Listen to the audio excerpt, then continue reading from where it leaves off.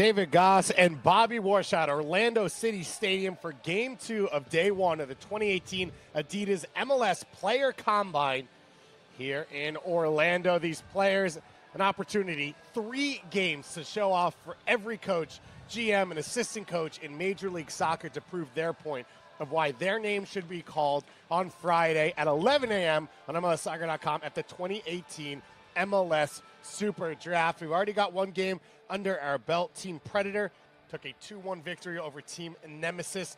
3 goals scored in that one. Bobby, what's your expectation? What are you looking forward to here going into Game 2? These players already had nerves, Dave, but then to watch that first game, to see some players in their position, a lot of players in their position likely, stick out and have a good day, it just adds to it. So there's part of it that's easier because you have to sit around, you got to watch somebody else do it, you got to watch someone else kind of be the first through the wall in the combine and use those nerves, but at the same time, to see other players have good performances only mounts the pressure. So it'll be Team Tango in blue against Team X in white. For Team Tango, number 18, Eric Dick will start in goal at a Butler University. From left to right across their back line, Mike De Vera at left back, João Moutinho at center back, Thomas Hillard Arce at center back, and Tristan Blackman at right back. Moutinho, Generation Adidas signing out of Akron, so he will be a part of MLS this year. Thomas Hillard Arce, one of the few seniors who's already been signed. Bobby, guess how many championships he's won at Stanford? Oh, man, dude, let me look this up. How many could it be? Was it 1? No, it wasn't 1. No. Was it 2? Yes. It was 2? Yeah. Or was it? Oh, no. Stanford University, also known as 3 Trophies University right now. It was 3 trophies for Thomas Hillard Arce in his career, alongside guys like Brandon Vincent and Jordan Morris. In the midfield 3, Oliver Shannon, an Englishman out of Clemson, will be the deep-lying midfielder, number 43. In front of him, Pablo Aguilar, number 40 to one side, and Harry Cooksley out of St. John's University, another Englishman, number 49. And across the front 3, Chris Mueller, who led the nation in assists out left, Arthur Bashua in the middle out of Columbia University, and former US U17 international Alan Wynn will be on the right side of that attack. For Team X in white, it'll be Ben Lundgaard in goal, PDL goalkeeper of the year. In front of him, 2 center backs, Josh Morton and Andre Morrison at right back, number 29, Carter Manley, and at left back, number 32, Ben White, a central midfield 3. As we get kicked off here on the ball, Chris Lemma out of Georgetown University. He'll have in front of him Brian Olaski from UCLA and Paul Marie out of France. And then an attacking 3, Will Bagru in the center from Mercer University, flanked by 2 Generation Adidas player, Gordon Wild on one side and Francis Atuahene on the other. These 2 teams. Team X, coached by Bo Ashani out of East Tennessee State University, former goalkeeper for the Kansas City Wizards. And on the other side, Chris Kelderman, University of Wisconsin-Milwaukee, head coach for the second game here of the first day of the 2018 Adidas MLS Player Combine. Andrew Wiebe will be joining us as well for this broadcast. He'll be downstairs in just a little bit with Sigi Schmid, who I am so sad to say is not with us in the booth this year as he was last year. But he has a lot of work to do. The number 2 pick for the LA Galaxy on Friday's SuperDraft. Tuahene drops the ball back to Olaski. Lowski to the top of the box. That shot blocked there. Paul Marie trying to put a rip into that one. It'll be Carter Manley to throw this one back in. Manley out of Duke, played a lot of center back. We saw his partner in the first game, and now he's playing at right back in this one. His partner, Marcus Fiertoft. Olowski gets into the box, and it's knocked away. His partner, Marcus Fiertoft, had nothing but great things to say about Manley. Marcus attributed, honestly, a lot of his success in college to his partner in crime back there, which was always nice to hear. That's Andre Morrison coming forward, trying to play that ball into the feet of the striker. Morrison had a big year with Des Moines Menace in PDL his junior year, and then the Long Island Rough Riders last year. Mueller with the pass down the middle. It's a little bit too long for Bashua. Bashir was described to me by one college coach that played against him as just a beast, a physical specimen, A good soccer player who should, when we can't under-discuss that, but overall a physical specimen who can really take over a game with his presence. Bashua, dominant goal scorer for Columbia University, winning the Ivy League this year. Ball into the feet of Gordon Wild. Wild out wide to Atuahene. Atuahene rips the shot, and it's knocked away. And now Lemma spreads it wide right for Manley. Mueller out to defend. Lemma will be disappointed with that pass because this is where he thrives. He's a guy that wants to get on the ball, not the most athletic, not a great tackler, but when his team's in possession, he can really get his team into a flow and get his teammates into dangerous spots. So to give a ball away like that will upset him early on. Chris Lemma, part of the conveyor belt of players coming out of the Red Bulls Academy, going it and playing in Georgetown. Alex Muil, of course, one of those players. Brandon Allen, who was the USL Rookie of the Year 2 years ago and winning a championship. So a number of players coming through that pipeline. There's Mueller here playing at left midfield. 20 assists this season for Wisconsin. Led the nation. Took a giant step up from sophomore to junior year to become the go-to playmaker. Arguably the most dangerous set-piece taker in college soccer here on the ball. And at such a young age, already the idol of one Ben Bear. Ben Bear of MLSsoccer.com will be helping cover both the Combine and SuperDraft, so you can follow him on the website. The two fellow Wisconsin alum. This ball's played up. Tristan Blackman lays it back. Interesting dynamic to this game, Goss, is the potential two #1 picks are playing center back together. Ball clipped into the far post. John Moutinho and Tomas Hilliard-Price could be 1 and 2 to LAFC and LA Galaxy. It's unclear who's going to go #1. And obviously, somebody else could creep in there. But it's just interesting to see these two top prospects team up together and how they pair together. So just over 4 minutes played here so far. Team X in white going left to right. Team Tango in blue going right to left. That's Morrison who takes the ball off Cooksley's foot. And now Marie looking to spray it down the line for Bagru. Love that use of the body from João Moutinho. When you think about a young player, especially him, just a freshman coming out of the Sporting Lisbon Academy in Portugal, for him to use his body like that, he didn't need to win the ball. To just give a bump and let his goalkeeper take care of it is a high level move.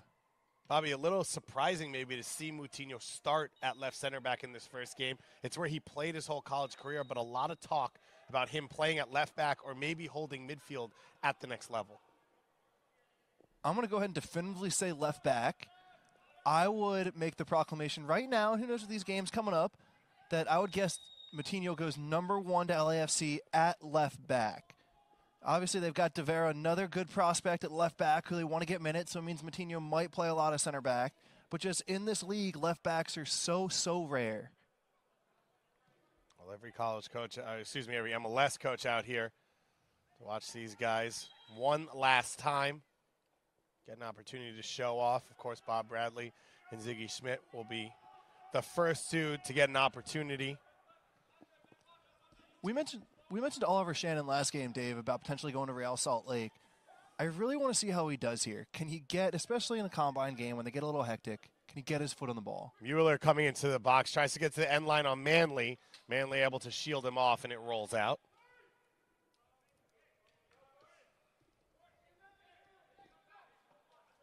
Chris Mueller, as we said, the nation in assists out of the Chicago area.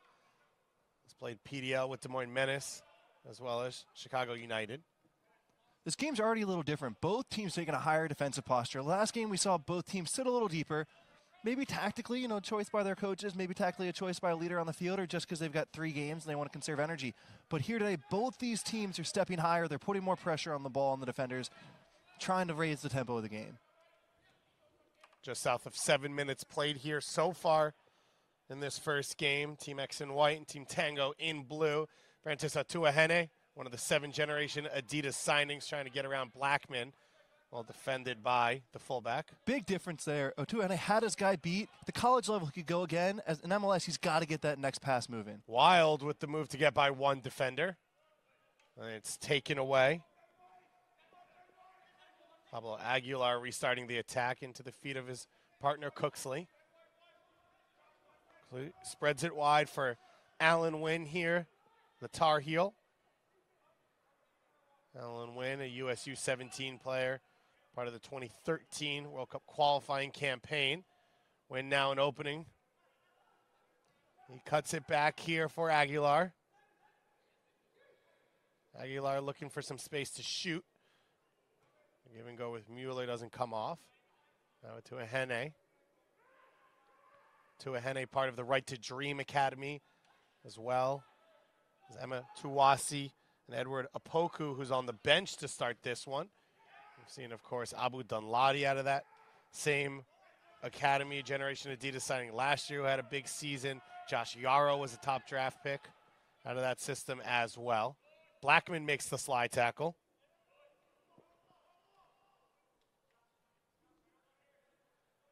Probably these guys, we talked about it a little bit in the first game, meeting for the first time. What are the traits or what are the things you try and do maybe to play a little bit safe, to try and make it easier to get along as corner kick goes out for Team X? It's a really tough balance. You know, you want to give guys freedom to go and express themselves. You don't want to make them feel cagey. You want to make them feel like themselves, like they feel every other day they play soccer throughout their lives. But at the same time, one, a difference between college and professionals, you need to play simpler. And two, you just want to play as a unit. Olowski's header cross put in was headed on frame there by Atuahene. Coutinho, his technique in passing, two of the main attributes that have been touted. One of the reasons people think maybe slighter frame, he can very successfully move out of that center back role. As you see there, Eric Dick able to get his, Ben Lundgaard able to get his hands on that one before Bashua. Lundgaard considered maybe the highest goalkeeping prospect here at the Combine out of Virginia Tech. A Greenville, Delaware native.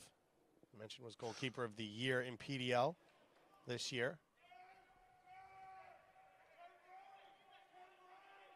Moutinho now will drive forward. And both Moutinho and De Vera will feel comfortable right now because this is the same combination they played with a lot of games in Akron. Moutinho often drifted to outside back or to the attacking mid position, but De Vera was generally the left back at Akron, so they'll be happy to play with each other today. So 10 minutes played so far. There'll be 40-minute halves, unlimited substitutions for these two teams. You're also allowed to return after you've been subbed out. We also have video review active for this game, so if there's any controversial plays in every, of course, one of the big four will be checked. Chris Lema already with a couple nice interceptions. Also won a tackle against Shannon earlier. As I said, people know he's a good soccer player, great left foot, but still questions about his aggression, his ability to pick up loose balls like that. Well, no question about aggression there. It looked like Ilowski colliding with Moutinho, who stayed on his feet and able to continue the play. Jean Moutinho, of course, not the other Jean Moutinho, although they are both from the same academy, or the same club. Gus, LAFC has the first pick, and this is often how Bob Bradley plays. You see the blue team farther up the field, but not exactly pressing hard, and this is a type of shadow pressing that Bradley will often employ. He'll ask his guys to take higher positions and block lanes. So when you look at the center backs that he might be choosing from, it's a good picture for Bob Bradley to try and decide if his center backs, either Hilliard Price or Moutinho, can play in this style of defense. Hilliard Arce. Hilliard Arce. I messed that up twice now, huh? Well, it's just, I feel bad. The one guy yeah, seriously. The one I've known for a few years. Wild tries to slide that pass in for Tuahene. Now it goes back out wide. Marie on the ball. Puts his cross in. It's blocked down by Moutinho. There at Arce. Just puts it straight out for a corner kick. Doesn't take any risks with that one.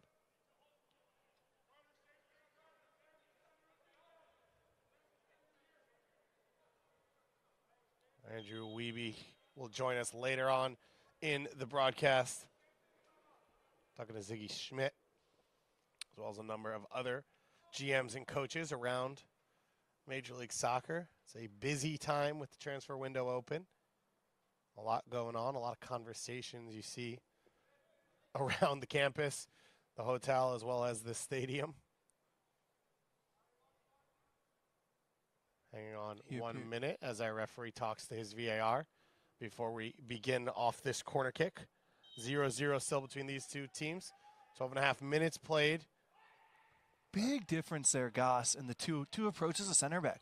Hilliard Arce, who was very much a defender's defender, was on his toes, was eagerly organizing people, and Moutinho just looked more laid back. And it's not to say one is right or wrong. It's just an interesting contrast in players and what you're looking for, and we'll see it throughout the game. Here we are again, Hilliard Arce organizing his team, arms out, holding the line, talking to players, and Moutinho a little more calm, taking care of his business. That's just a detail that when you decide who you want at that center back position, you'll take into account. Moutinho, part of a very international-based Akron team. Does that change your college setup, what you're used to, guys coming out of pro systems overseas, rather than a team maybe that's more based in American recruits? One minor detail that I would take into account there is they've played in a professional setup before. Yeah, the American academies are certainly getting there, but these guys in college right now, the college seniors, didn't quite have the full effect. Some of the players coming from the European academies have felt the pressure every day of being in a professional environment. So while it's harder now to be international getting drafted, that part will entice scouts that they feel like they understand the professionalism of coming out of college. Tuahene tries to rip that shot. Goes off the chest there of Shannon. As I try and push it back the other way, it was Aguilar's pass intercepted. Now Tuahene going to link up with Bagru. Will Bagru able to turn the first defender, still on his feet. And his pass intercepted. Team Tango in blue, going right to left. They spray that ball out wide for Mueller. Mueller's been patient so far to start this game. 7 goals and 20 assists this year for our Wisconsin team. That fell at the hands of Akron on the road. Akron ended up going to the College Cup.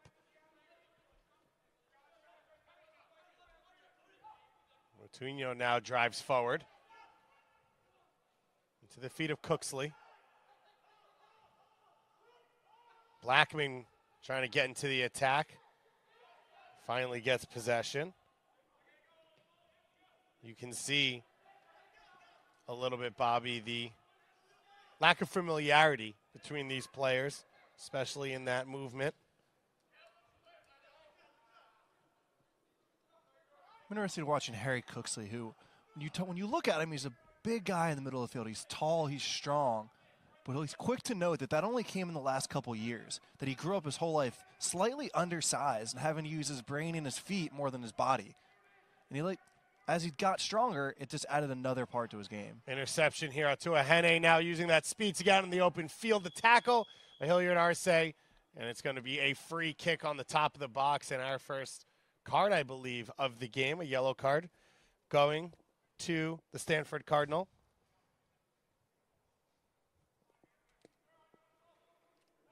Tuahene here in his element, Bobby, out in the open field, gets his legs stretched, and tough for any defender to try and slow that down. Yeah, not a horrible foul. Obviously, the giveaway wasn't great, but to take a foul or take the yellow card in a spot that's not horrible, there's not many center backs in this league who can play with a guy like a Tuahene in the open field. So just the fact that Hilliard Arce didn't let him get by straight at goal is a little bit of a plus. Although now he's on the yellow card for 60 minutes, so it's another thing that he'll have to deal with. So it'll be a free kick now for Team X. Looks like Brian Olowski out of UCLA will be on top of this one. Olowski curls it in with the left foot, knocked down at the far post, just wide. Look at that play. I don't know. Is this Oshoni's team? The coach is calling out plays. That was nice. Well crafted. Paul Marie there trying to knock it back in.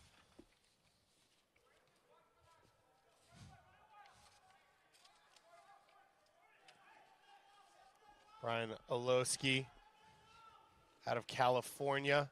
I like Team X stepping high right now. I like forcing these defenders and these midfielders to be more under pressure. The last game was fun to watch, but it was almost too easy for guys at times.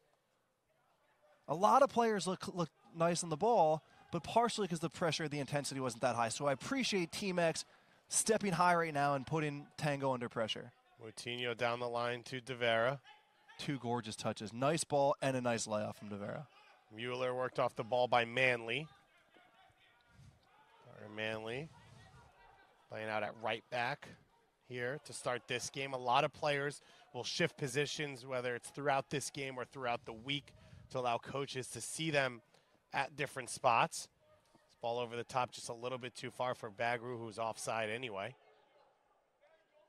So these players will be tested in a lot of different ways.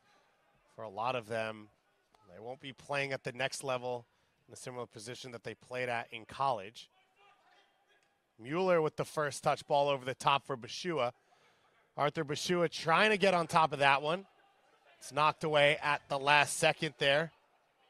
Now De Vera looking to get in the box. He puts a cross in, but it's over Win. I was just about to say that Chris Mueller hasn't looked that sharp. He's given too many balls away, but then that's the thing that he can do, right? He's quiet for a few minutes. You think he's not going to hurt you, and then bam, an inch-perfect pass like that. It looked like it was Lemma who chased Bashua off that through ball and was able to make the defensive play.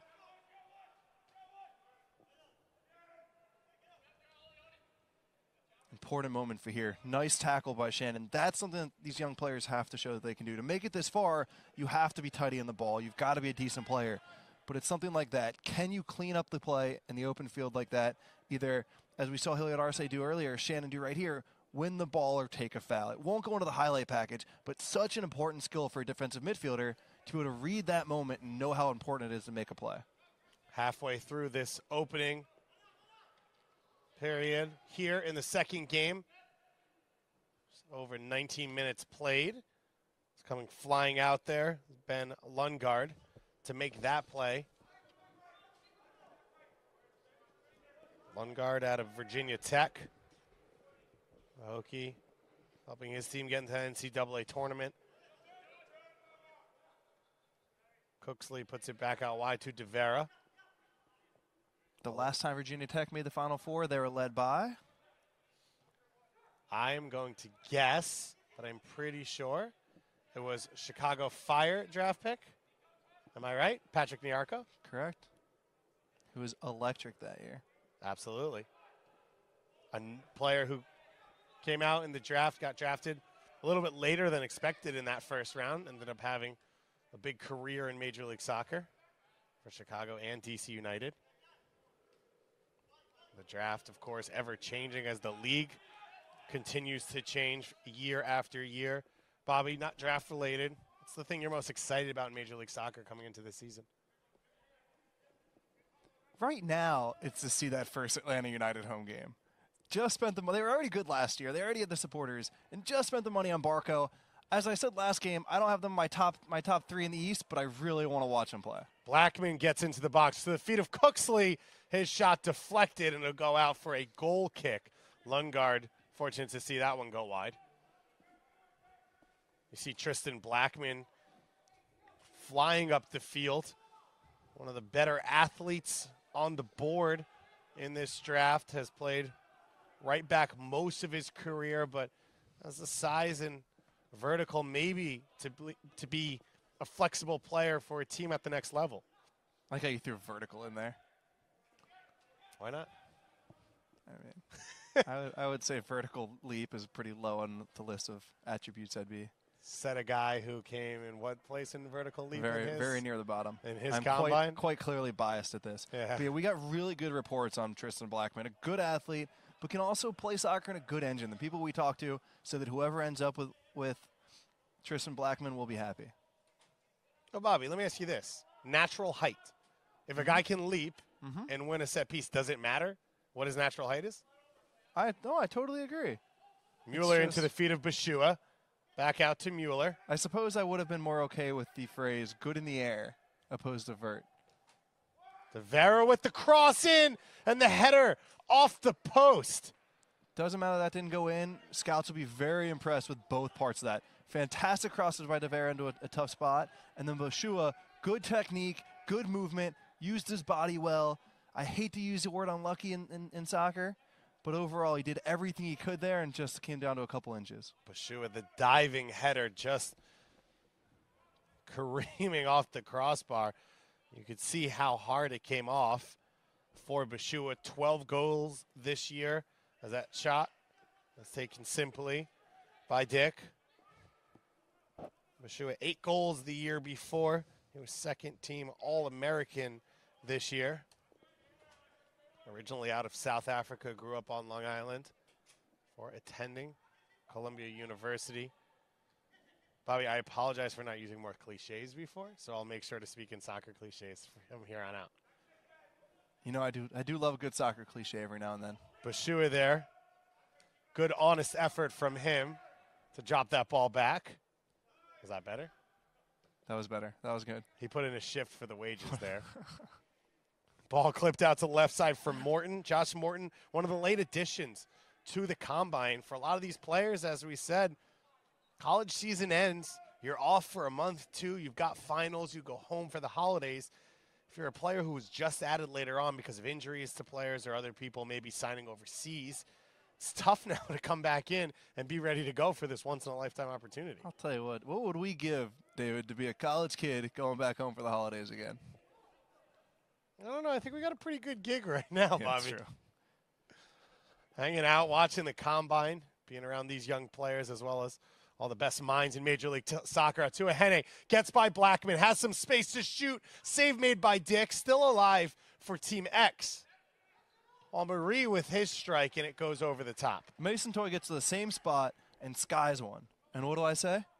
Good attempt. I say good attempt because you went high and he went near. Here, Atuahene gets behind him, and from that spot, you can try and go low and far, but the better shot is high and near. So yeah, Toy skied his, and Atuahene didn't hit the target. But as a scout, you have to understand that to a certain extent, just knowing what to do in that spot is just as important as executing it. Bobby Warshaw mentioning Mason Toy, one of the players in the first game, another member of that GA class. I understand the difficulty with the shot, but the speed. Tristan Blackman, we consider one of the fastest fullbacks. Atuahene said, "See you later." With the ball at his foot, explodes. I mean, that is impressive. Yeah, that was cool to watch. Ball floated over the top, taken easily. As I wrote on MLSsoccer.com, you can't just look for the best players on the field right now. You can't just look for the best players in college soccer, youth soccer, and expect them to be the best player in MLS because they're two different games that require two different skill sets. Instead, you need to identify things that will transfer to professional level. And one thing that I say is that raw ability. If you see a fast player on this field, you'll get a fast player in the professional level. So to see pace like that is something that professional scouts will say, all right, I trust he can do that on an MLS field as well. Mueller to the feet of Wynn, now all the way out wide for Blackman. Blackman's got help here from Aguilar. On the other direction, Shannon takes a strike. And that one wide of the... Kyle Beckerman won't be happy with that one in a month in preseason. Just so people know, the draft is on Friday, January 19th at 11 a.m. RSL's already drafted Oliver Shannon, so maybe RSL fans don't need to tune in as Bobby's locked in that pick already. We've already talked about the LA Galaxy and LAFC with those top 2 picks. One of them's going to have to make a decision which center back do they want to see. Right after that, you've got DC United with the 3rd pick, and then Montreal Impact with the 4th pick. Is there anyone you've seen so far, you've talked to scouts about, that you see maybe going to one of those 2 squads? Are we talking LAFC and Galaxy? No, we're talking Montreal Impact at 4 and DC United at 3. I got real dorky when I was watching the game there, Goss, looking at the forward and the center back jumping together and how they adjusted from the first. We'll get to that one next. You can start with that. No, we'll go there next. No, to tell you the truth, listen, I would love to give you inside gossip on who those teams are going to take, but I don't have any for you yet. Nor do I have any insight on who they should take. I really want to give these guys a game or 2 under their belt before I start, except for Shannon and RSL. That one has me excited. Wynn gets by 2 defenders. Manley able to guide that ball out of bounds once again. If this ball does go long, watch Hilliard Arce and Will Bagro up top. Watch the way they jump. The first time it was center back on the forward's back, and they jumped together. The second time Hilliard Arce dropped off more and leaped, and it was 2 leapers. It's always fun to see players make those adjustments in the middle of the game. Bagru at 6'2", at center forward. Hilliard Arce trying to defend on the opposite side, listed at 6'1".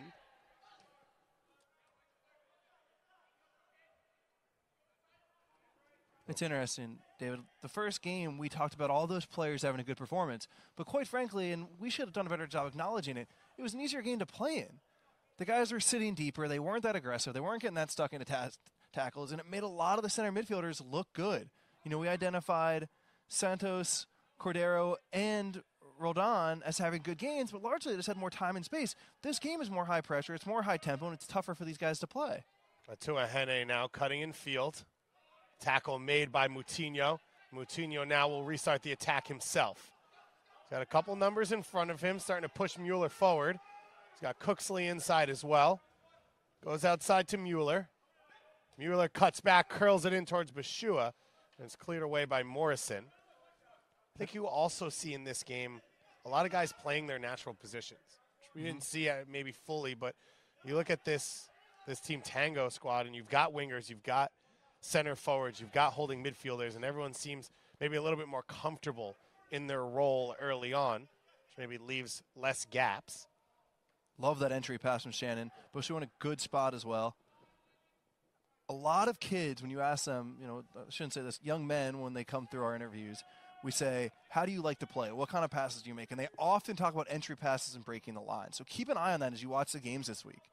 Can they bypass 2, 3 defenders? Can they turn their hips one way and bring a pass the other way to throw players off? Because that's what they all want to do, and some are better at it than others.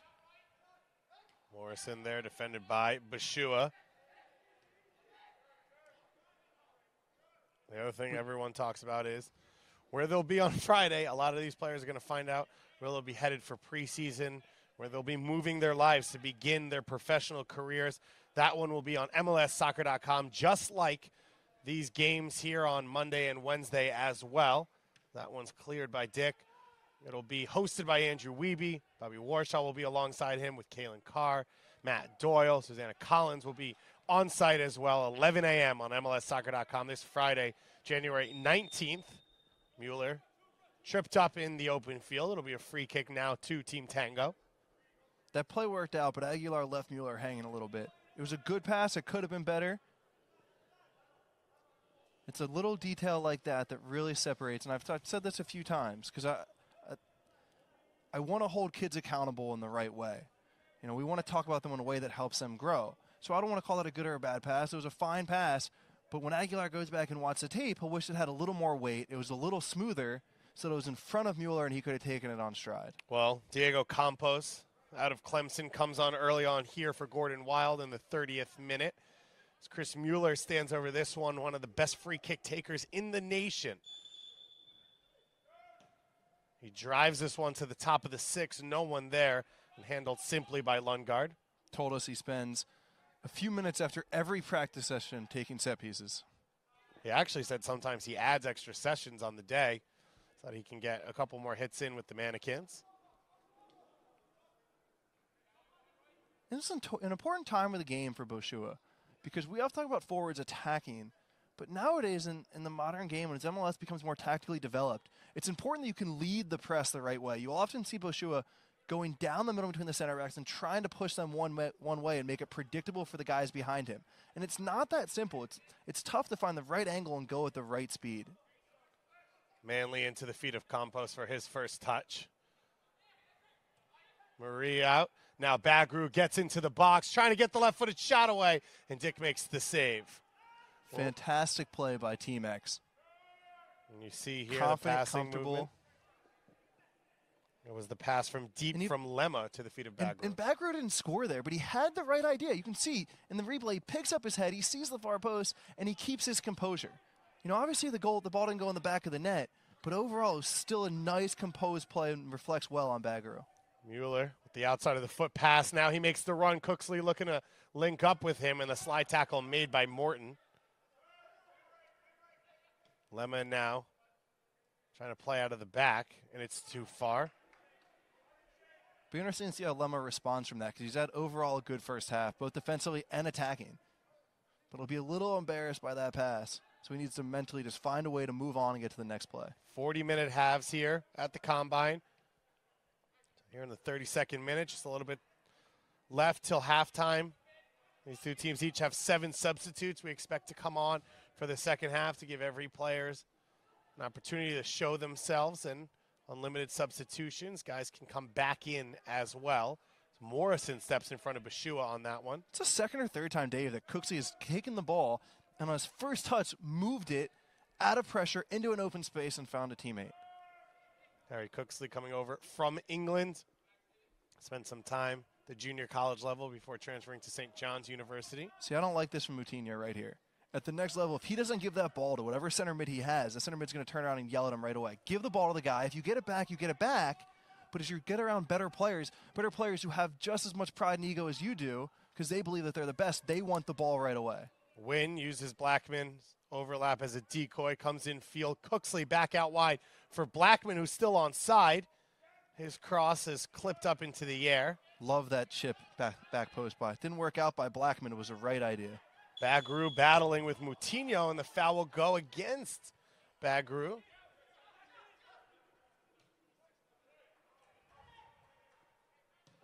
Well, Bagru's kind of lived on scraps up there, trying to get into the flow of the game. Had a really good look, though, just minutes ago. Dick made the save on. Cooksley's shot goes into a sliding Morrison's foot. You can hear that one up here in the second level. Listen, I try and hesitate to applaud tackles. That was obviously a gorgeous tackle, but it just raised the intensity. I expect this game to get even more energetic now. Atuahene now coming in field, trying to link up with Bagru. Gets it wide for Campos. Campos cuts in field, left-footed shot, and it goes over the crossbar once again, though that attack started through the speed of Atuahene out on the wing. Dave, do you trust, when you see a player like this, a winger who's got good pace and beat people 1v1, do you trust that? Do you think it's just a good day, or do you think it's something that you can get out of day in and day out? I don't think it's a good day because he's done it throughout his college career. Mm-hmm. He's done it throughout his prep school career as well. So clearly it's a natural ability that he has day in and day out. That speed, being able to be effective on a professional field, you can find ways to game plan around speed if that's the only thing you bring to the table. And we've seen that throughout MLS, right? Dane Richards was a dangerous player for a while. Good throwback right there, good throwback. But teams were able to figure out what to do with him. Then you get a guy like Justin Miram who can cut in field, use his feet, create, has good ideas. There's development that you need, but from what I've seen from Atuahene in college and here, I think he's a guy who can be dangerous in Major League Soccer. Hilliard Arce making another tackle as Bobby puts me in the analyst seat every once in a while. I like hearing your analyst, Well, man. It's a combine, so you're just trying to see me in different positions.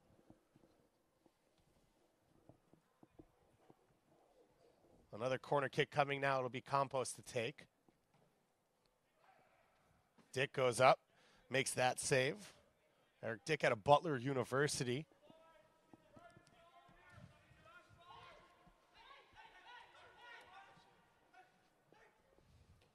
Cross put in. Manley gets a touch to it. Bashua now battling. And Lundgaard comes out and makes the save. It's the second or third time Bashua's been in a good spot, but his body just hasn't moved quick enough. That's the kind of thing coaches will look for at the Combine. It's now that he's around a bunch of more elite athletes, will things like that stick out? So now it's up to Bashua in these next 45 minutes of this game and the next 2 games to say, all right, I haven't quite lived up to it in that part, but I can get a little better there or in other spots. Wolowski on the ball. Wolowski, an interesting, you could say, childhood was part of a TV show in which he was selected for The Chance, created by Nike. He was one of 16 players worldwide selected, the only American, and one, I believe, from North America. He traveled around the world playing against some of the top youth teams. He and his 2 brothers who play at UCLA now, growing up playing together in California. A lot was expected of Wolowski going into college. Struggled with injuries, different issues, had to redshirt, actually, what was supposed to be his junior year. Mueller rips that shot to the near post. Mueller's gotten a few decent chances, a few good passes so far, and you can just tell. Some players have the ball, and they just look comfortable, more smooth. But the thing that worries me so far about Chris Mueller is that every pass or every movement has gone at goal. At no point has he gotten it, just given it to the next guy. As he gets to a better team in the professional ranks, they're going to have guys who are paid millions of dollars to make the final pass, and Chris Mueller will have to do something else. He won't just be able to look at goal.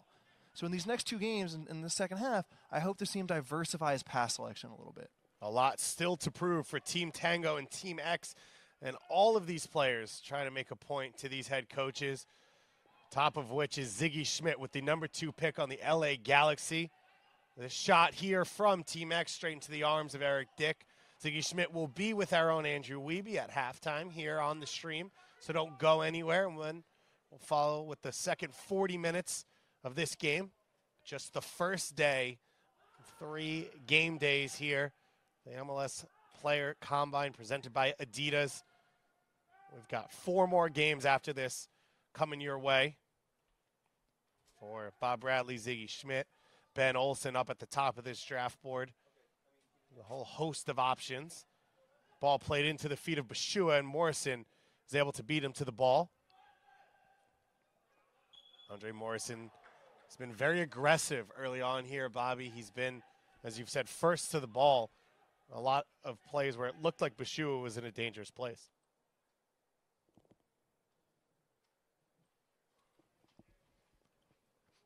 You can, of course, go to MLSsoccer.com for all of your reaction, all of your SuperDraft news.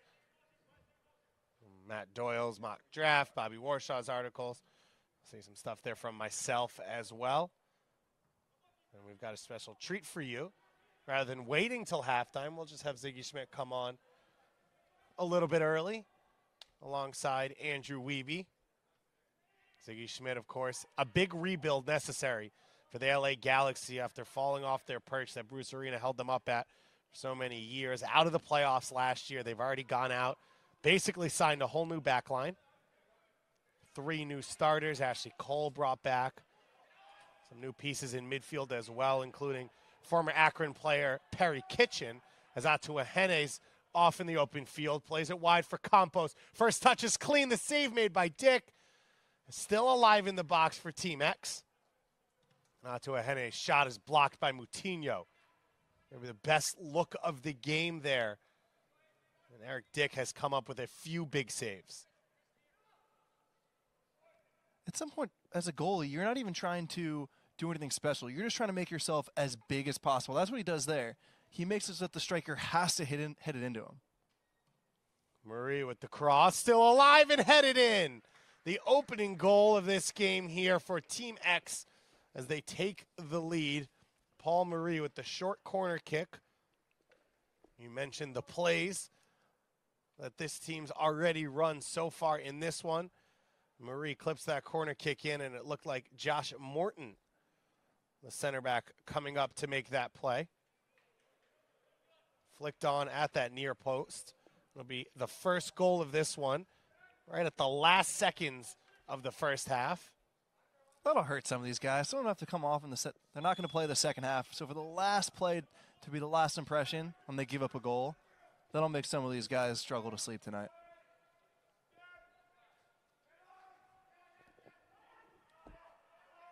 Olowski here. Olowski's had a strong first half. Short, crafty on the ball with his left foot. He's looked comfortable. A lot of guys get overwhelmed in the middle of the field, but Olowski's looked pretty good whenever he's had the ball. Hasn't tried to rush it. Has used his body well, a slight frame, but has always positioned himself between the ball and the defender, and has been able to keep possession for his team. Well, Harry Cooksley and Team Tango now have a deficit to make up, a 1-0 lead for Team X. Bobby, overall thoughts first half, who stood out? Who do you maybe want to see more from?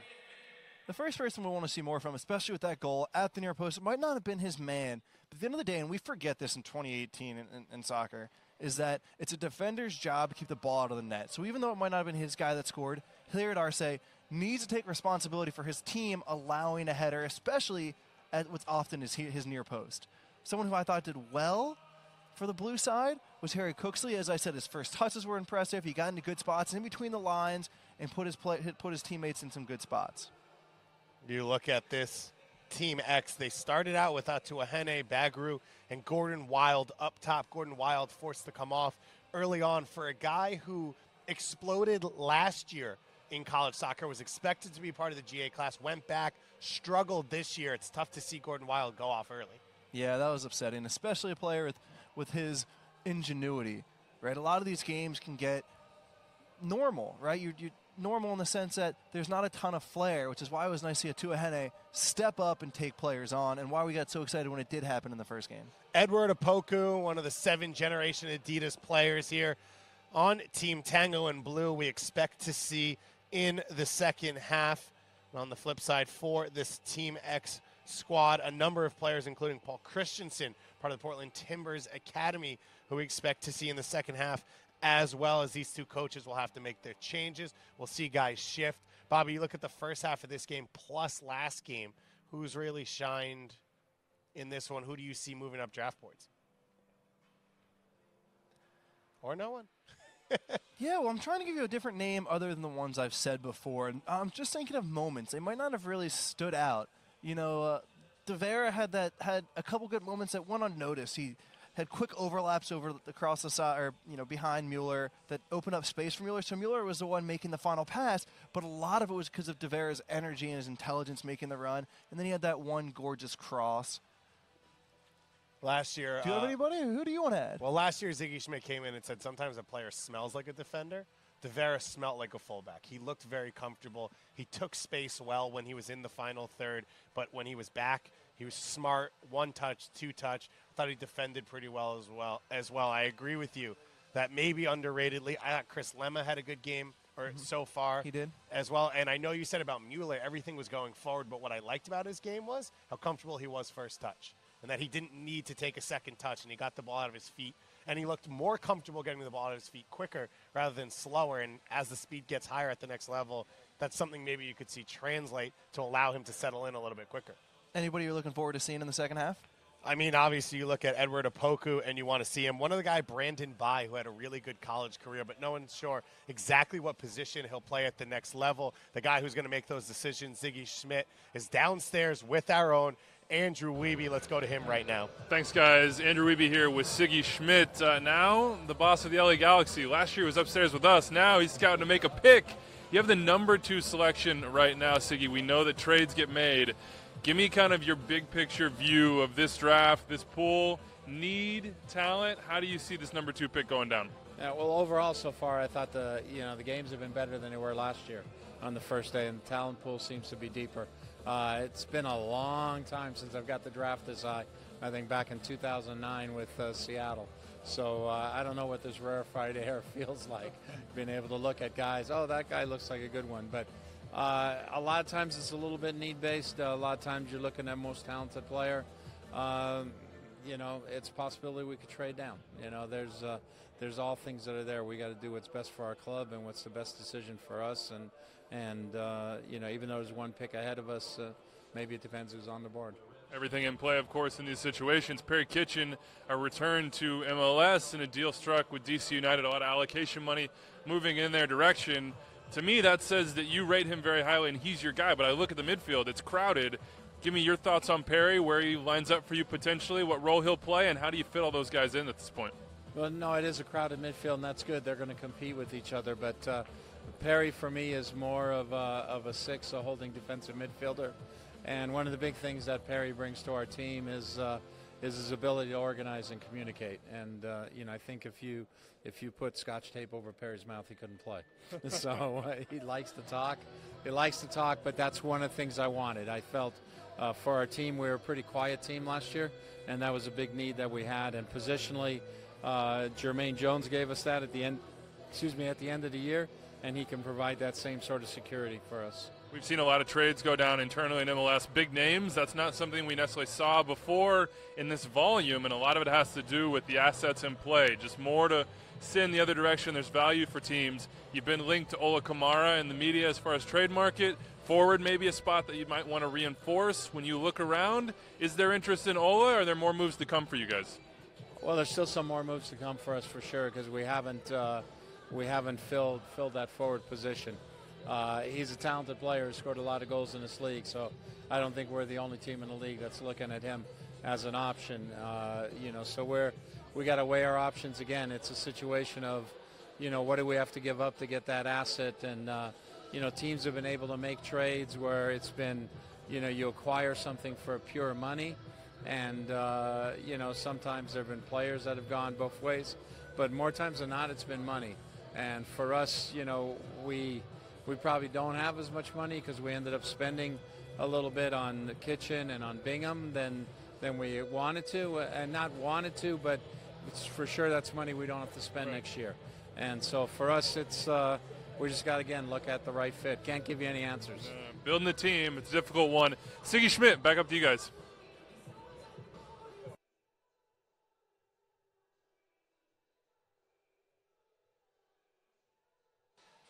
And we're back here getting ready for the second half. Weeby, thank you very much. It's always good to have Sigi Schmid on the mic. Always gives good examples. The team's making their subs, giving everyone a chance to play.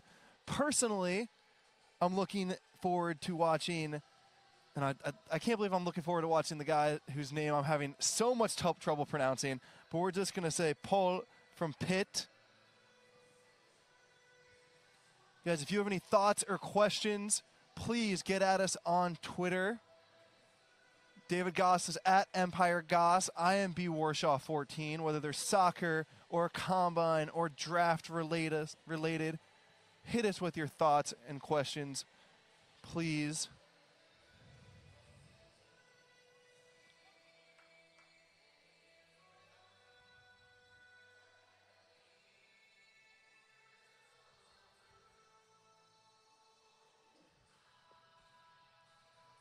Another player I'm looking forward to watching today is Garcia from Cal. Having been a Stanford grad, I've been hearing about Garcia from the Stanford coaches for 4 years. They consistently say he is one of the best players they play against. He's often listed, and because of his size, he's considered to be a 10. But they say he really takes over games, that his size is a little misleading. He can do more things than just create. He can get on the ball. He can get his team going. He can tackle. He can defend. I'm looking forward to seeing, and Cal has had a couple down years, so he's often been forced to be the star player. I'm looking forward to seeing him just be a cog in a team and what he can do when he doesn't have as much pressure as just being the main guy. Bobby, you talk about that. You were all conference throughout your career at Stanford. What? Come on, give me a little more credit than that. What were you? I also got a first-team All-American in there. Okay, I mean, I don't often say my accolades, but if we're going to bring them up, I need them properly done. Give me the resume then. Do I need to? I mean, that's your job to make me look good, dude. But yeah, there are a few all-conferences in there and All-American. But thanks for bringing that up. I appreciate it. So then, what was that feeling for you of how you had to shift your game, how you had to become a part of things? Vocally, you were a vocal guy. Did you have to take a back seat coming into the pros, coming into preseason? I didn't. And one thing I am interested in, something I plan to ask these guys as the week goes on, is I was very vocal, and my role didn't have to change. As a center back, I've always been a give the ball to the center mid, organize people in front of me, make everyone else look good, and I'll just be quiet back there. But as I did turn to the pros, I did struggle to communicate. I did struggle to yell at a David Ferreira or Daniel Hernandez or George John, seasoned, experienced veterans, the same way I would yell at my college teammates and friends. I just couldn't buck up and hold the senior players accountable like that. And that's actually something I probably will never be able to forgive myself for. Sounds like it. Well, we've already got some substitutions in for Team Tango. And you look at this roster, Afonso Pinheiro out of Brazil, one of the leading scorers in the nation, is going to come in and play at that right attacking spot for Team Tango. Right back, Brandon Bai out of Western Michigan. In central midfield, Pau Balana, and he's going to be alongside A.J. Watson. And in front of them will be Jose Correa Garcia, number 45. It looks like Nick Devera will remain in this game, and then Edward Apoku is in at left midfield. At center forward is going to be Providence College attacker Mac Steves, who was one of the leading scorers in the nation his freshman year. It was a big piece of their College Cup run that year, and then has struggled with injuries at times throughout the last few years.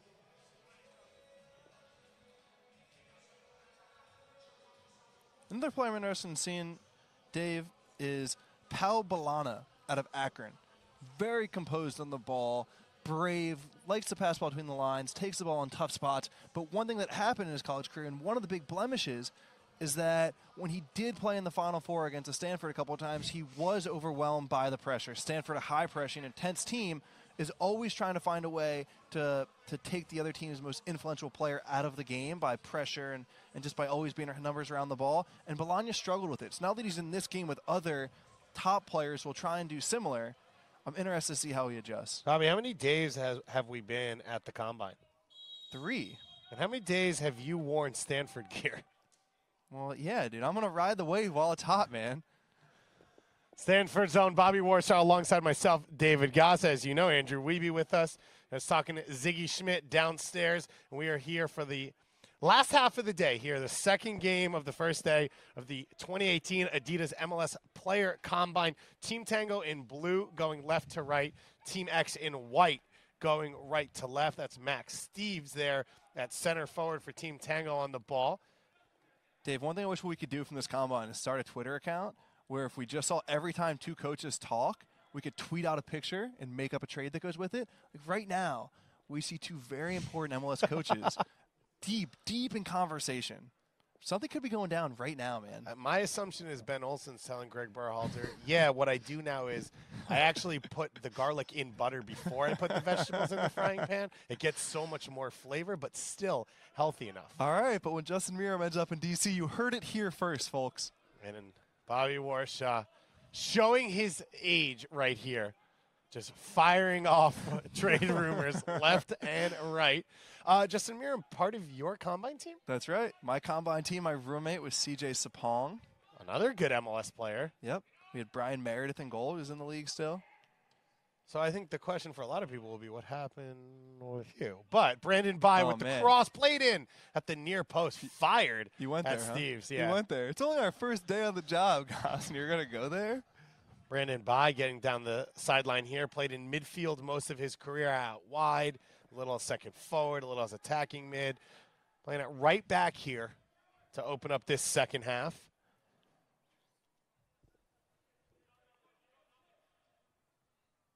These players maybe playing in some of the most important minutes of their lives in positions they've never spent any time in their careers. Guillarce making that header. Mamadou Garce out of France. One of 9 children. Played at NJIT in the A-Sun this year. His A-Sun opponent, Albert Ruiz, had a goal in the first game. Guillarce will try and do the same here in the second. We mentioned Paul Calvet-Planlenas in midfield for Team X.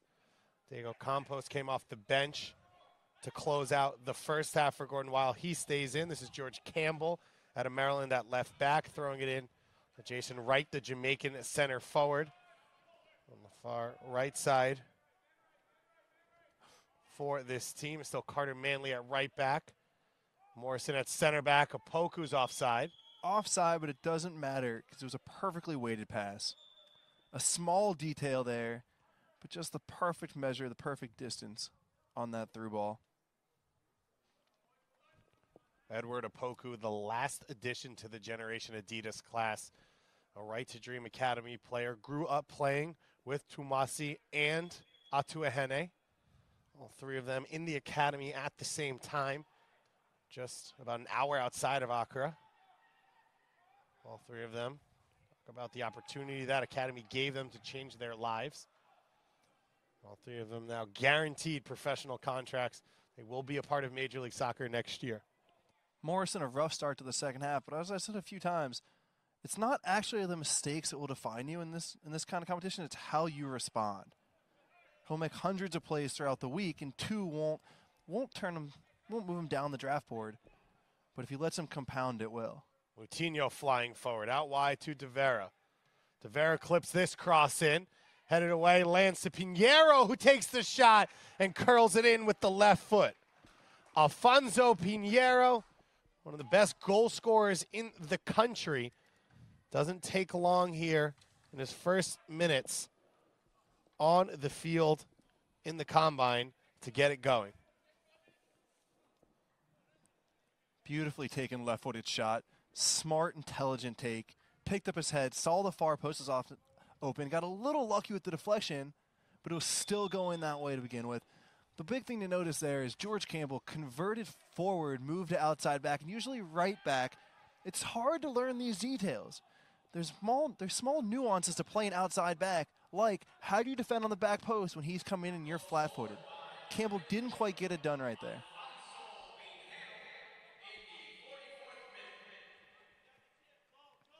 Goal confirmation there.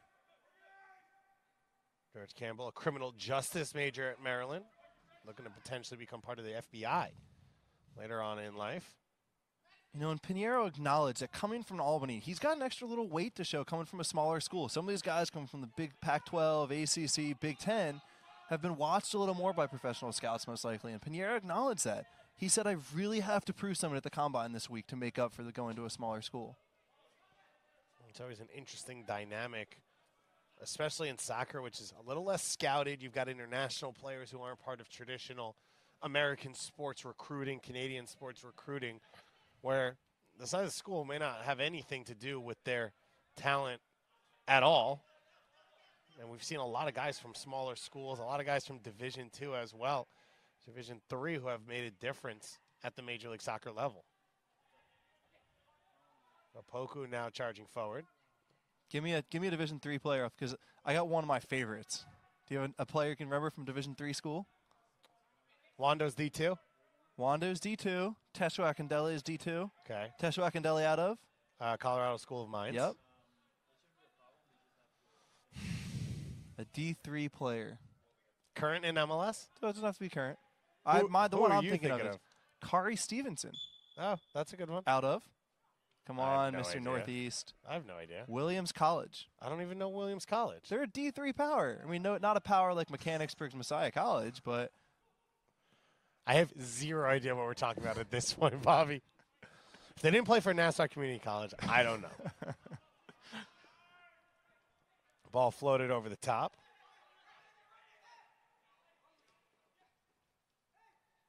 Arce with the turn. Moutinho and he collide, and Bai will allow his goalkeeper to pick it up.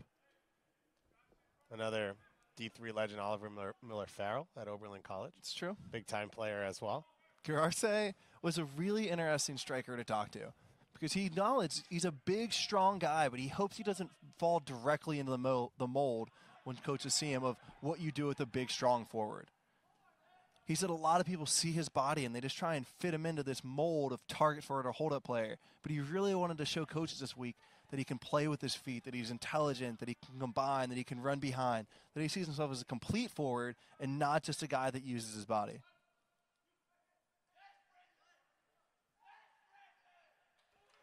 Brandon Bai playing out there at right back. You hear getting the little words of encouragement as he tries to stand up to the physical threat that Arce poses to him. Campbell will head this one back to his goalkeeper. Nicely done by Campbell. I gave him a hard time on the goal, which, you know, rightfully so. He didn't handle it well. But there is intelligently done. Tracking back, lays it back to his goalie. Arce talked to us about playing in the Toulon tournament for his national team, playing with guys who play at a pro level in Europe and realizing he had the ability that if he worked at it to play with guys like that. And so committed himself, especially, he said, in the gym, putting on some muscle. Now having an opportunity to show off for the coaches here at Combine.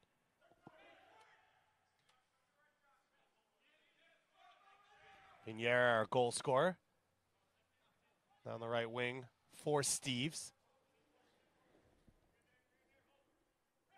Steve's looking for a little bit of space, gets it into the feet of Bai.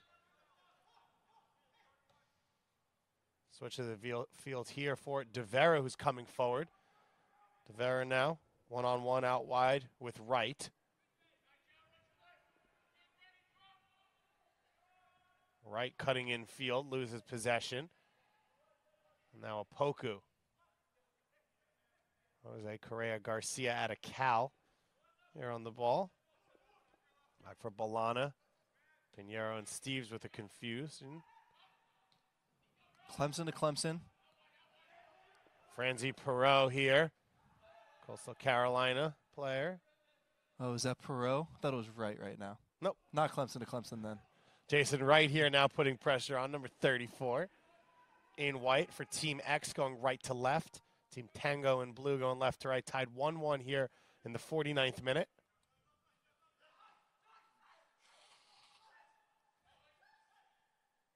Chiarsi cuts in field and takes the shot. Save made by Dick. I think you'd have to say for these two goalkeepers, Eric Dick's had a very good game, made a couple tough saves, made the simple ones, hasn't made any mistakes so far.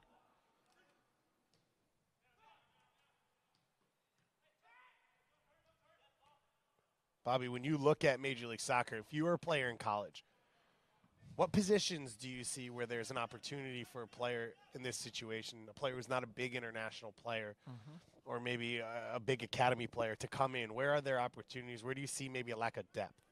The big thing in MLS right now is a defense. Both center back and outside back are easier places to make it in MLS. The quality isn't as high. Throughout the first 20-some years of MLS, teams have invested in players that bring skill, that bring flair, that can potentially sell tickets, and it means they've invested in midfielders and attackers. And this has left a big gap, and we're seeing a little bit difference now. MLS teams are starting to pay transfer fees and higher wages for defenders, but it's just meant that for the last few years, the attackers have been better than the defenders. Opoku cuts in field. His shot scuffed. Correa Garcia now cleans it up. Plays it back to the feet of Bolana. I mean, right now, defensive midfield is just a really hard spot to make it in MLS. And why is that? It's such an important position that you need to invest. You'd rather spend the money there, get a known commodity, get someone that you know that can play at that level, opposed to the guy just out of college. With right down the spine of your team, you need to get something from someone that you know that you can get every single week. It's a predictable performance week in and week out, and it takes experience to be able to know that.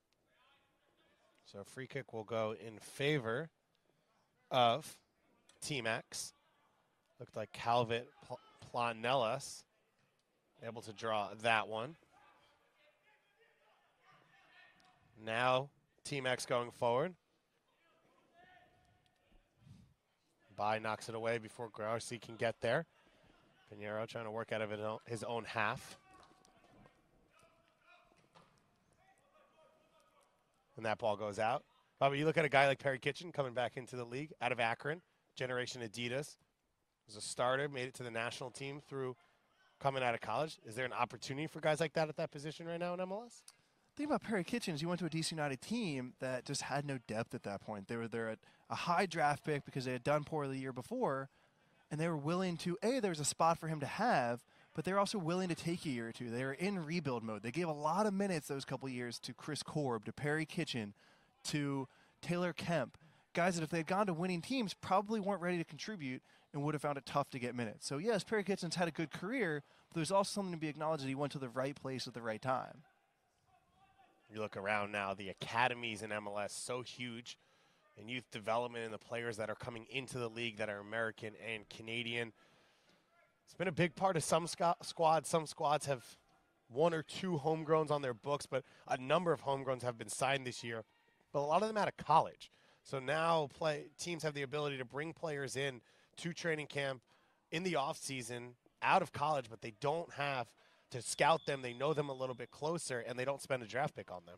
Yeah, we've had a few examples of that. We were going to have Mo Adams today, who trained with SKC, for example. A lot of these, especially top picks, have been set up either through friends or through acquaintances, have been set up with professional teams.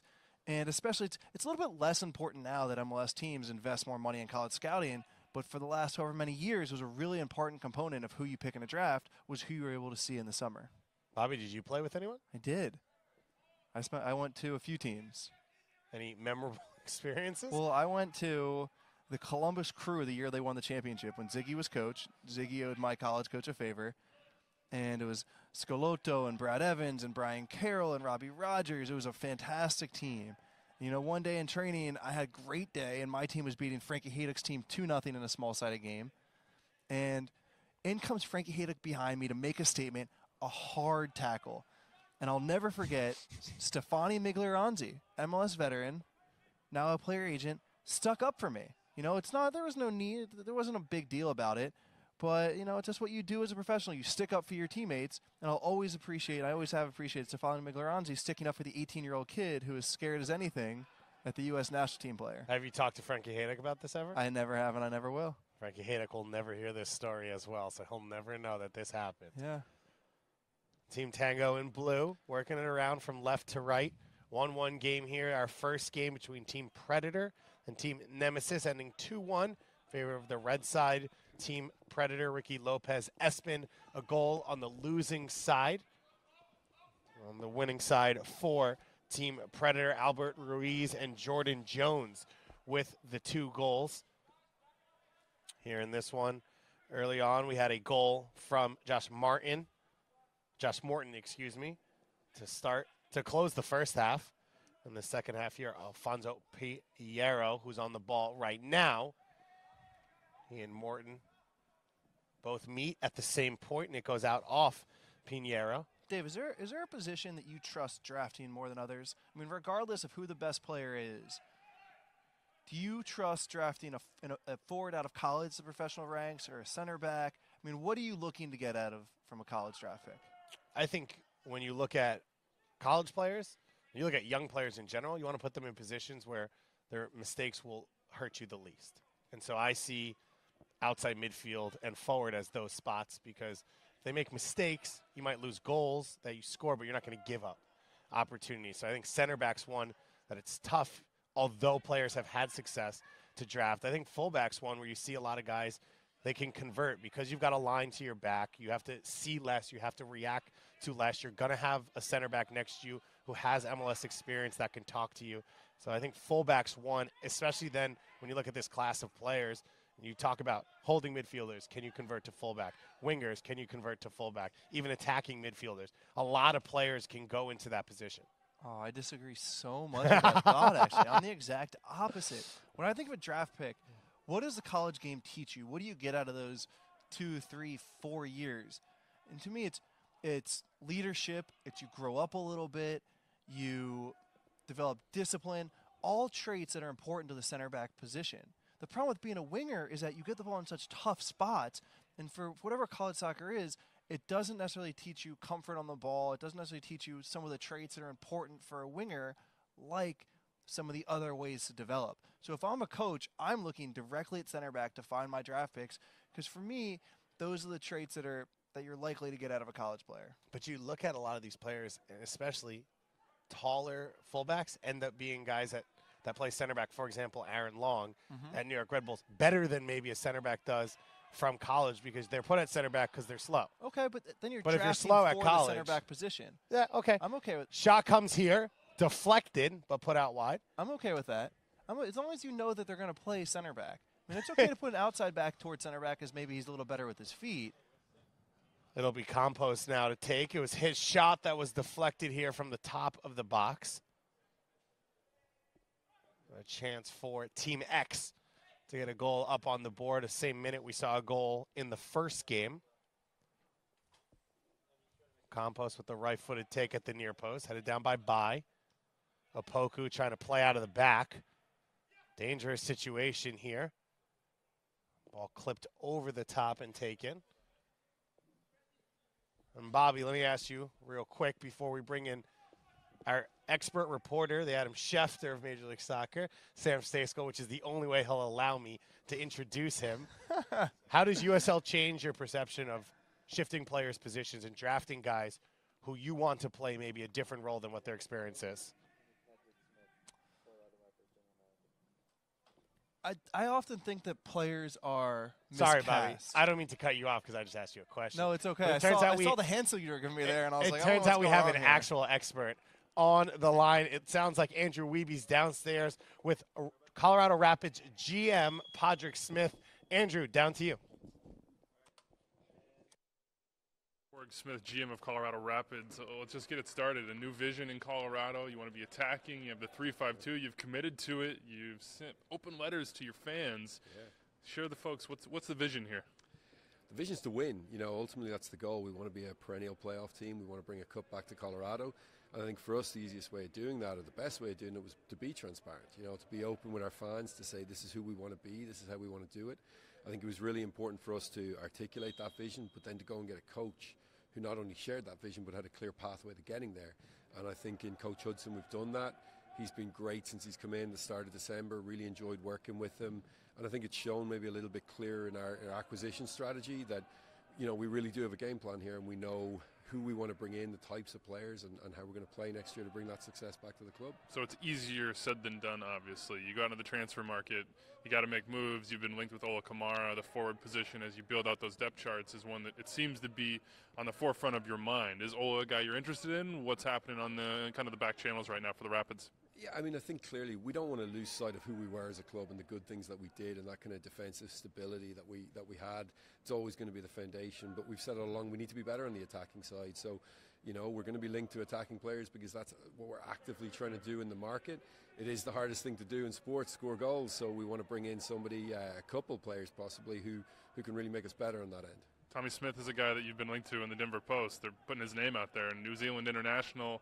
Anytime those guys are available right now, they're being linked to the Colorado Rapids. Is center back still a spot you're looking at? How much movement is there before the window? Are you close to being done, or is there still a lot to do? Yeah, there's still bits to do.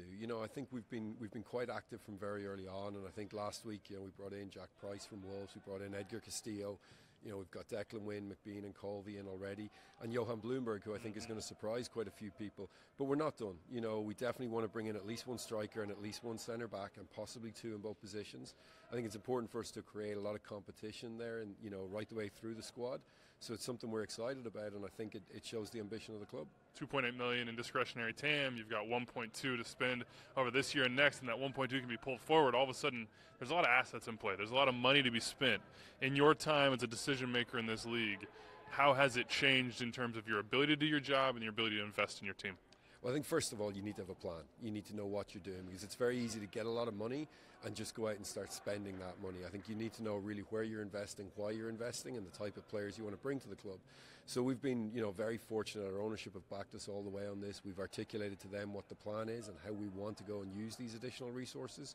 But we want to make sure we get the right players. That's ultimately the key thing. Padraig Smith, the Rapids trying to get back in the playoffs. Back up to you guys.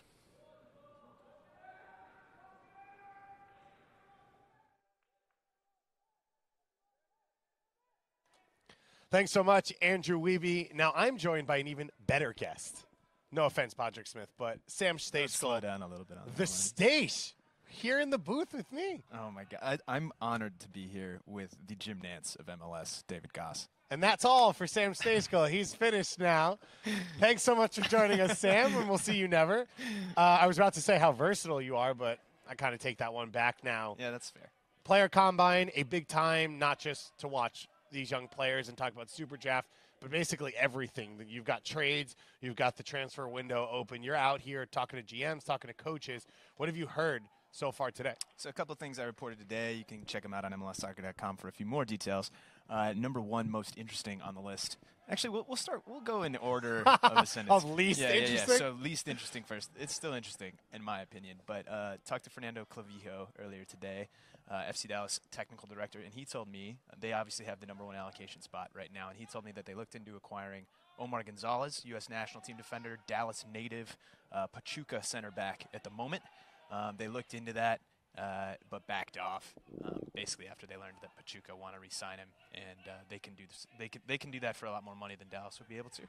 So that wasn't going to be able to happen. But kind of interesting, I thought he would have been him and Matt Hedges together. Would be the tallest center backs. Yeah, I mean, you wouldn't be winning many set pieces against those guys. So this would be instead of Ziegler, who they then went out and signed. You think? Yeah, I mean, yeah, I think it was never really super far advanced. Like I don't know if it's like I can't say. Like I don't know. But it was like a preliminary check-in, and then that didn't happen. But like maybe a few years down the road, when Omar gets a little bit older, starts to wind down, maybe he wants to go home to Dallas. That could be something to keep an eye on in like 2020 or 2022 or whatever it is. The other thing I reported today, Real Salt Lake interested in Tigres in Mexico midfielder Jesus Dueñas, number 8. That's what they need. They need a number 8. It's preliminary, but they have spoken to him. Let him know that they're interested. So that would be a really, really great get for them. He's a guy that he played in, I believe, 4 qualifiers for Mexico in the current cycle. Was in the last Gold Cup, I think. He was in the last Gold Cup. He was called up pretty much every time in the Hex. He didn't play in all the matches, but he was called up in the squad. So, definite candidate to go to Russia with them. And that would give RSL a midfield of Kyle Beckerman, assuming he re-signs, which all indications are that he will. Dueñas and Albert Ruzinak with Savarino and Plata on the wings. That would be a pretty interesting group.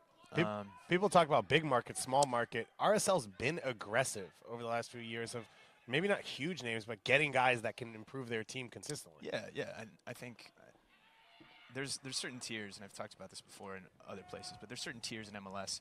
And one of the keys to succeeding is knowing what you are and what you can be and trying to take every advantage that you can in your little tier and kind of take it to the max, right? And so RSL know they're not going to compete with Atlanta or Seattle or Toronto or NYCFC on big players. They're not going to spend that money. That's fine. They're building out their academy, and they're trying to sign young internationals that maybe they can sell on later. And they're doing a nice job of that. And you see other teams do it well too. In similar markets, I think Columbus does a nice job. Dallas has done a nice job. KC has done a nice job. So if you're not going to spend as much, you got to be smarter, right? If you're going to compete with the big boys. So, and I think those teams have done a nice job of doing that. And you've seen that on the field from at least some of them. Chance. Sorry, Chance just goes wide of the post there. Sam, it sounds like Ezekiel Barco's done. Yeah. Is there any other team and role or potential rumor of a big signing that you feel like could still be coming down? We'll see. It's nothing like I'd be comfortable reporting on right now. But it seems like the Galaxy need a center forward. The Galaxy need a center Philadelphia forward. Union need a lot of stuff. Yeah. I would expect LAFC to try and get a third DP done before the season starts. Okay. Maybe looking at a midfielder there. That's kind of the rumblings. So, whether or not they're able to get a deal across the finish line before then, we'll see, right? These things are very fluid and hard to complete. So, we'll see. I would definitely be looking at them. They have a lot of roster spots to fill still. So they need to make a lot of moves. It's funny, every time you see them in the lobby of the hotel, they're talking to everyone. No, not even. They're talking to themselves. But they are like really in this like tight group on a tight table and heads together and like really, really focused. Bob Bradley, John Thornton, and the staff, and like it's just kind of funny visually because it's like more so than any other team, at least that you see in the lobby. Right. Who knows what's going on, right? But so that's the one I'm keeping an eye on the most here. The Galaxy could be in for some moves. And I expect the trade market to still be active. I reported last week about Ola Kamara and Justin Miram wanting potential trades. Lee Wynn wanting a potential trade. So we'll see. I think those teams aren't going to move those guys unless they get good offers back, right? So we'll see if that happens or not. But could be interesting. You mentioned Bob Bradley. There's a number of new coaches: Remy Gard, Anthony Hudson, Michael Starre coming into the league. Yep. What have you seen from that dynamic? Giovanni Savarese. Have you been able to talk to any of them? Have you seen maybe the way those teams operate shift a little bit yet? I have not gotten the chance to talk to any of those guys yet, unfortunately, hoping to do so here in the coming days.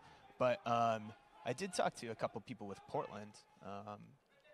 Spoke to some of their scouts, people in their front office, and they said, Giovanni, it's been a really smooth process so far. Everything's been really positive, and you expect, right? It's the honeymoon phase, right? So like everything's going to be good right now. Of course. Like what it's like with us all the time. Yeah, exactly. But there was potential there for turmoil, especially with how everything went down with Caleb Porter, and just kind of the surprise of that, right? And so they seem to have navigated those waters and gotten things moving in the right direction, which is important because Portland has a good team, but maybe not the biggest window. So they need to be good right away. And the Diego Valeri timeline. Exactly. And there's no real reason to think they won't be. So they won the West in the regular season, especially with Andy Polo looking like a done deal. Okay. So Monarchus Morelia's manager announced that actually, and Jeff Carlisle confirmed it. So That one looks done. Just waiting on an announcement from the Timbers.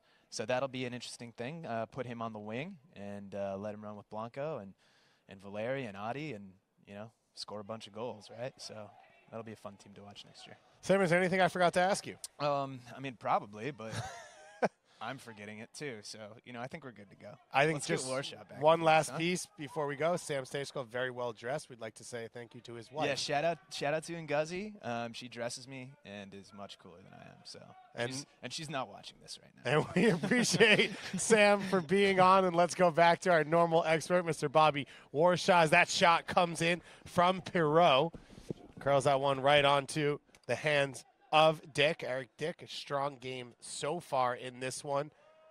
Bobby, you hear a couple of those rumors from Sam. FC Dallas, it seems like, has upgraded. What do you make of what happened last year in FC Dallas? There's one big one that's been on my mind for the year, since it happened. And what makes Oscar so great also makes it tough to have longevity. Oscar is just a passionate, That shot goes on the goal. Sorry. Intense manager. And as we see around the world, that often has an expiration date with the team. The most famous one around the world is Bielsa, who... Bielsa. We're not going to get that wrong on this broadcast. Yeah, I'm sorry. I should have had that better. But he just always grades his teams. Players stop listening. They just get tired. Though you're a really intense manager, you only have 3 or 4 years to make an impact, which is obviously the longevity that Pareja is getting to. So that worried me that maybe his intensity just wore out the players after his first 3 years. The other part of the conversation about Bielsa is always that he burns out because he goes so 1,000% into what he does, watching tape, that he has consistently said, I'm ready to go. Do you worry about that with Oscar, a guy you've worked under? I don't. Oscar loves Dallas. He's close friends with Dan Hunt. His staff is largely people he's close to and he trusts. So, no, I would guess it's more the other way. As this one gets headed on goal, down to take it, Frenzy Perot is having a eventful here close to this second half. Team Tango and Team X still locked in at 1-1 here in the final 10 or so minutes. FC Dallas not allowing their young American players to go to January camp as they look to turn the page from last year and move in to CCL. It seemed like maybe one of the issues was players ready to go to other teams at times last year that were held back. How do you see that affecting this squad? In my projected starters for FC Dallas, I have a big question mark next to Urruti and next to Barrios. Both players that we thought were going to leave reported that they wanted to leave. And for Oscar Pareja to then hold back his FC Dallas players from national team camp worries me even more about the chemistry of that group. And Pareja prides himself on having a team that's close-knit, that cares about each other, works hard for each other. But between Barrios and Urruti trying to leave, and then Kellen and maybe Hedges or maybe Gonzalez being held up from national team camp, I worry that they're losing the trust that made that group special for a couple years. It'll be Correa Garcia to take this corner kick as a quick substitution's made. Paul Marie, who had the assist in the first half on Team X's goal, comes on for Diego Campos out of Clemson. Correa Garcia clips this one to the top of the box. It's headed back up into the air by Steves. Garce tries to head it away. Correa Garcia's shot is screwed wide. Final few minutes left here in this first day of Combine play.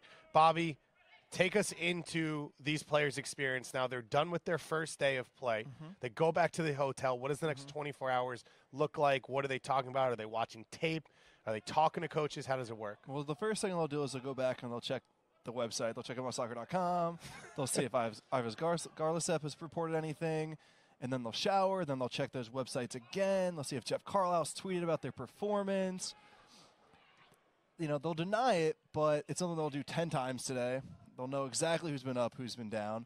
They'll do some treatment. Most of them will go to the pool. Maybe one or two of the teams, the coaches will make the players go to the pool for regen. And then largely they just sit in their room and they watch TV, they hang out. Maybe they go to the players' lounge and play PlayStation. But for the next 2 days, it'll be a lot of nothing, and it gets a little boring. How do you handle, the get stir-crazy feel for these guys? It's a good question, Dave, because it's a skill, right? How you deal with those emotions, both the boredom, the anxiety. Well, it's something we hear about World Cups. championships where you're in a hotel for 6-7 weeks, you're away from your family. family. Do you let your family come? Do you Right. let wives go? Yeah, totally. So it's a skill for these players, especially for players when you're traveling on the road. You go to preseason. You're going to have moments like this. What do you make of the interviews with the coaches? How do players prepare for that? Do you prepare for it? It's, as one scout put it to me, college soccer and making to this draft is self-selecting, right? If you go to college, if you stay for college 4 years, you're probably a normal, regular human being. If the nice thing about college soccer is that the freshmen often have to carry the balls. They have to pick up cones. The older players make the younger players earn it. They make them grow up a little bit. So by the time you get here, you're probably a decent person. So, and I know it puts it simple, right? But really through those interviews, you're just making sure that they're not a horrible person. Whether you're a good person or great doesn't matter. You're just trying to find the one or two people you really don't want around the locker room, you really don't find to be smart enough. The big thing is to see their level of, well, let me put it this way too, Dave. A lot of coaches don't believe in the interviews because they feel it's a bad piece of noise in the process. You really like a player based on his interview, but then you just ignore the soccer parts. You think he's a better player than he is based on the interview, but he's still not a good player, not good enough. Opoku pulls away here, trying to get forward, gets by Morton. Going out wide, chance to cross it now. Puts it over everyone and rolls back out the other side of the box. Pinheiro keeps it in. Now Correa Garcia trying to restart the attack. He'll go all the way back to the feet of Patterson. Now this ball played back out wide to Opoku. Opoku, he's got an option outside.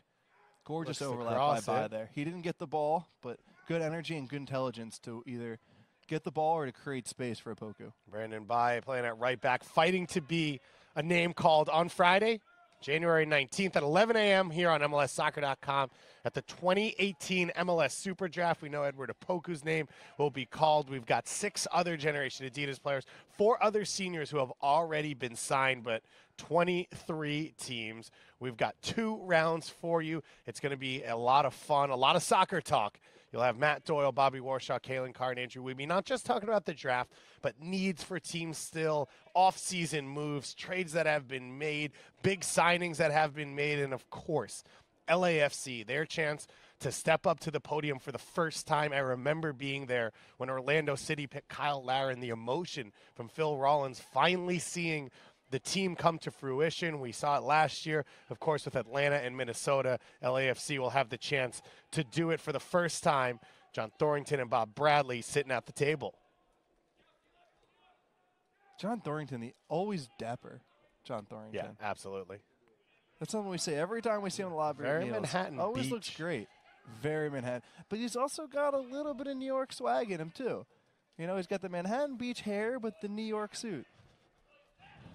These coaches will have one more chance, or 2 more chances, of course, Bobby, to look at these players. We'll be back on Monday, 12:30 for the first game, 2:30 for the second game here on MLSsoccer.com. And, of course, send us any questions, any comments on Twitter. You can send them in the comments of these feeds.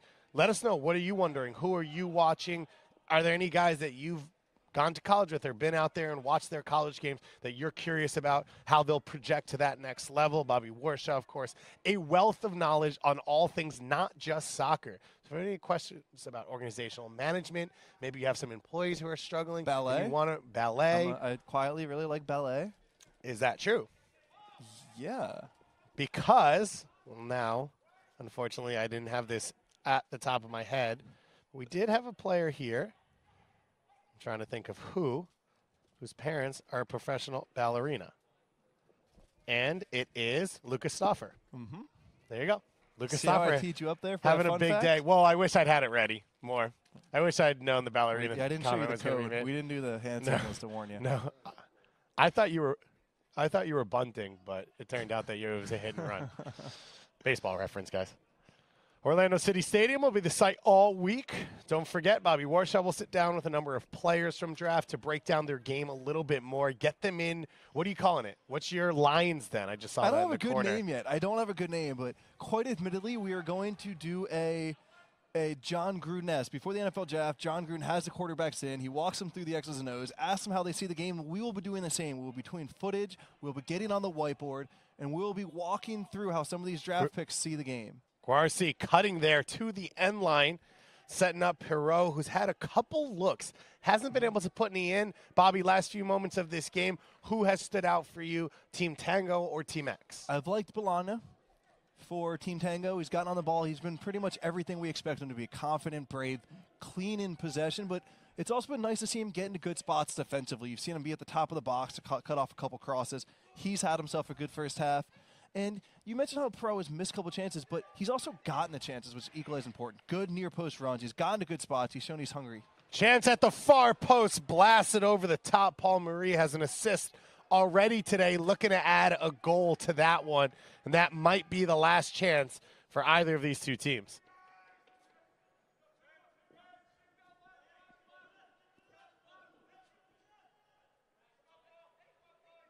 Guarci there, giving the presence down the middle. We mentioned a number 9. He's played out wide most of his performance here, so getting a chance, back into a more natural position. Andre Morrison and Josh Morton have gotten the full 80 minutes at center back for this Team X.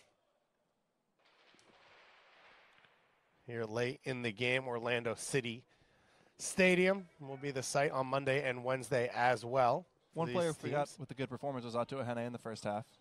He was electric on the left wing. Francis Atua Hene out of Michigan.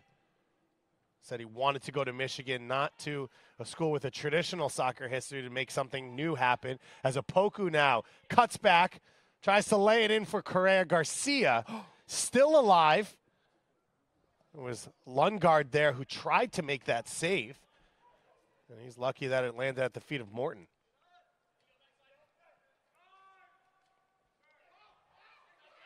Opoku, one last opportunity there to show off how electric he can be. Dick comes out, uses his thigh, does just enough to get it to Bai.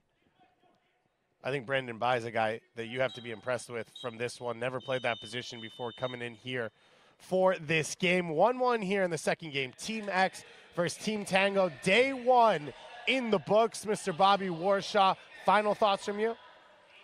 Overall, just a really good day. Both teams, and it was nice that both games were different. The first game was a little slower. We saw players with more time on the ball. They could connect. The second game, each team tried to press a little higher. They made it tougher on opponents.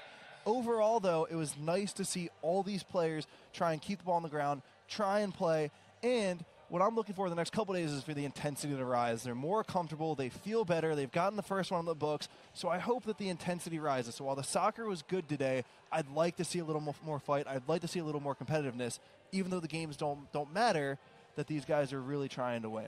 Well, he will be able to see that in just 2 days. On the 15th, 12:30 p.m. Eastern Time, we'll be back here at Orlando City Stadium on MLSsoccer.com for your broadcast of the second day of the 2018 Adidas MLS Player Combine. For myself, our head producer, Abner Aceves, a thank you to everyone at the Orlando City Broadcasting, including Marcos Perez and the people under him who have been so wonderful in setting us up here at Orlando City Stadium. But for Bobby Warshaw, Andrew Wiebe, and myself, have a good day, and we'll see you next time.